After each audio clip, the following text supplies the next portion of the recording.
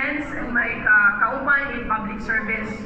Hindi na lang mabasag yung tao natin. That's one thing I really need about making speeches is we have to mention everybody at daghan kayo magdugay sa mood. But anyway, you're all special in my heart. So since you're not making news tonight, magmarites ko, ba? So anyway, kanina sa kay Quayos early, I was in Compostela, and naghatag Compostela and then Iluan. But in Compostela, naghatag ta og financial assistance sa mga habal-habal drivers. So muna to, I have to make a speech na ako silang isungog, ko nga, kamo ba pag binutan mo? Kaya basig mahapakan ko niya ang helmet. Yata na yung marta sa asawa, ha? Yung na niya, hapakan niya yung helmet mo at nas kabit. So sige din sila patawa. Anyway, just to make the situation lighter. So again, may gabihin ninyong tanan.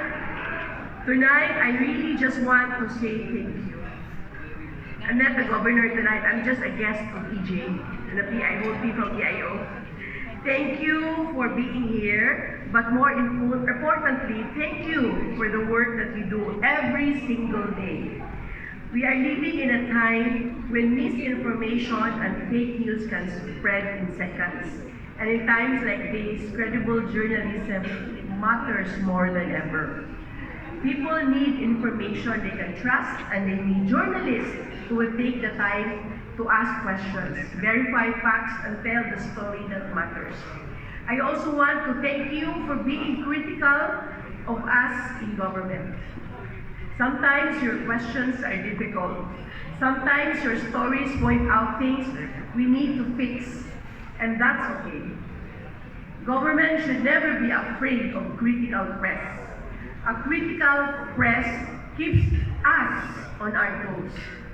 It reminds us that we are accountable to the people we serve.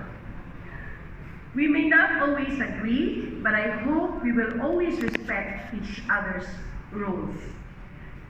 You ask the question, you seek the truth, and our responsibility in government is to give you and the public answers. So tonight, no long speeches. This night is for all of you.